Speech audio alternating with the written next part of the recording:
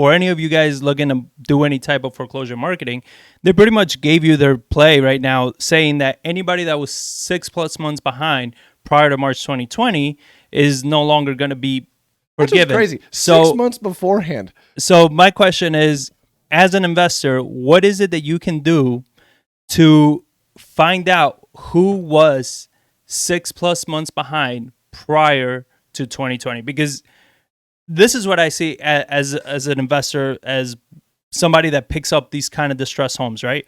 Is if you were 6 months behind prior to March, you add all of the appreciation, all of this time, everything here.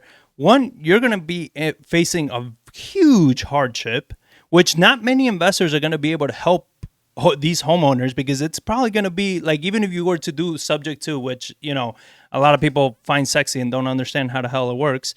But even if you were to do a subject to, your reinstatement on something like that is probably going to be tremendous. Yeah. Could you imagine 2 years of payments at, I mean, you just think about it, like your average payment, $1,300. Okay. What's that? 13,000 plus another 2,600, 15,600, $15,600, 2 years. You're talking $31,200 grand plus reinstatement. Yeah, it's like plus all the late fees on top of that stuff. So it's like you're talking 45 grand. Well, we know alone, and like, we know from dealing with foreclosures, it's the reinstatement plus the attorney fees plus all these other things. Like, there's a lot of fees involved in a foreclosure that's beyond that. Yeah. So you're looking at, again, like we're saying, probably on a standard home, you're probably looking at 35 grand just to pick up the home. That's not including repairs or anything like that. So unless they had substantial a decent amount of equity, and the area has appreciated, and the payment is attractive to where it's like, hey, I can rent this thing for $1,700 and my payment's $1,200 or $1,300. And that's something even then, that's a terrible return on the cash on cash return aspect of it. Yeah. Well, but that is something that we talked about with Dan, because Dan is part of Stepstone. They have a whole program for their agents for short sales.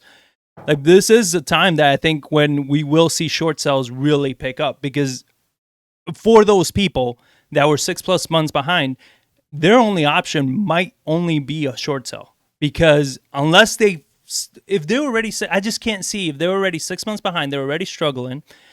How were you able to perhaps find a job during this time period when you obviously were struggling prior to this, and continue maybe to make payments, which I doubt. If you're already that far behind, you probably just stop making payments. Yeah. So, and then people are notorious for, hey, I got my job back. I know I had this $1,400 payment before, so I should probably save that $1,400.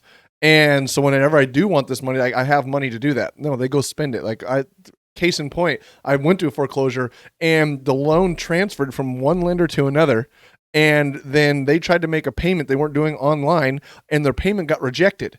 Yeah. And instead of trying to figure out to get the payment to the right lender, because it went from like Chase to Aquin or something like that, and they just stopped making the payments. It's like you had the money, you were ready to make the payment, and then it went to another lender, and it's like, so you have the money to pay it then? Like, well, no. It's like, you're just as broke now as you were when you were making your payments, and now except you have a new 75-inch plasma screen TV and 2 brand new trucks sitting out in your driveway.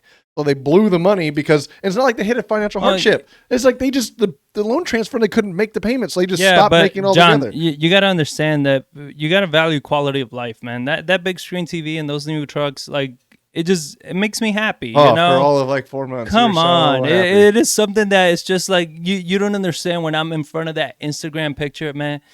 It's everything. It's everything. Those likes that I get are so cute. But yeah, guys, there are opportunities for investors, and this is something that always annoys the shit out of me when people are like, oh, you guys are vultures. You guys are taking advantage of everybody. No, nobody else can help them. Do you understand this? Like, in a lot of these situations, it's because the government can't help, or whatever the financial institutions can't help.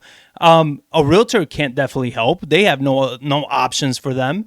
So the only people that have the knowledge, the resources, and the capability to help them is us. We're the only ones willing to take that risk to help them out. I mean, here's this isn't financial advice, Yes. but I mean, a lot of times with those short sales and stuff like that, where like if you had the knowledge and you knew how the process worked, we were the ones, the investor agents, whoever they were helping walk the people through the short sale process. Yep. Because that paperwork is kind of confusing. It is, and there's no guarantee they're going to accept it, and you have to do the paperwork back and forth. Like it's a long process. Yeah. To where like the most people just get fed up and give up. To where this is an opportunity to where if you find somebody that's in this situation, be like, look, I'll buy the house from you, but you have to go through this process to get this loan modified to get it off your back. It's like, and then I can buy it from you, give you a couple $1,000 to move and get you out. Like it's going to be on your credit. I can do the sub 2 at that point, but you can't do the reinstatement. You have to do the loan modification